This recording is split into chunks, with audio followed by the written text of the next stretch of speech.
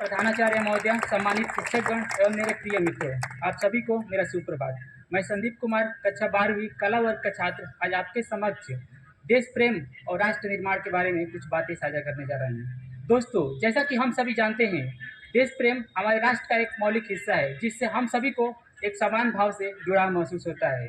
और ये हमें समझना चाहिए कि हम सभी एक परिवार के सदस्य हैं और हमारा सामूहिक उत्तरदायित्व तो बनता है कि हम सभी अपने देश को उत्तरदायित्व रूप से आगे बढ़ाएं। कहा जाता है कि हम विश्व के सबसे बड़े लोकतंत्र हैं, जहां हिंदू पैदा होते हैं, मुस्लिम, सिख और ईसाई भी पैदा होते हैं, लेकिन बदकिस्मती है अब इंसान नहीं पैदा होते हैं।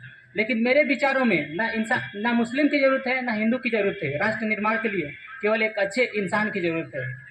आज आज पूरा विश्व हमारे देश को एक अच्छे अर्थव्यवस्था के रूप में देख रहा है, और वही एक शैक्षणिक बीमारी हमारे देश में है कि, और बड़े आश्चर्य की बात है कि जिस देश ने पूरे विश्व को तक्षशिला और नालंदा जैसे विश्वविद्यालय देकर शिक्षण संस्थान की बुनियाद रखी, आज उस देश में कितने सारे बेरोजगार लोग हैं। और इस शैक्षणिक बीमारी का केवल एक कारण तो ये है कि हमारी जो शिक्षा नीति है वो केवल दो तरह के लोगों के लिए बनती है। पहला वो जो धनवान है, दूसरा वो जो विद्वान है।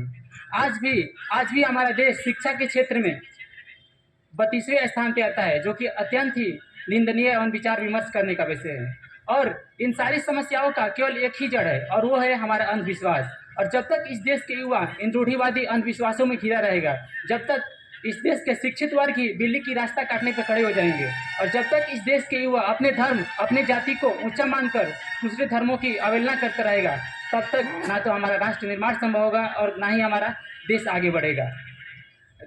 पूरी दुनिया ने हमारी संस्कृति, हमारी सभ्यता को शीश नवाया है, तो क्यों आस्था के नाम पे हमने अंधविश्वास फैलाया है। और हमारा राष्ट्र निर्माण तब संभव होगा जब महिलाओं की पूजा नहीं, उनकी इज्जत की जाएगी।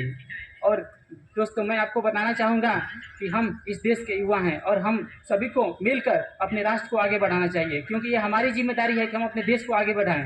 ये देश की जिम्मेदारी नहीं है कि वो हमें आगे बढ़ाए। अंत में मैं दो पंक्तियों के साथ अपने वाणी को विराम देना चाहूँगा कि मेरा हिंदुस्तान महान था, महान है और महान रहेगा। कि मेरा हिंदुस्तान महान था, महान है और महान रहेगा। होगा हौसला सबके दिलों में बुलंद, तो एक दिन पूरा विश्व जय हिंद का नारा लगाएगा। धन्यवाद।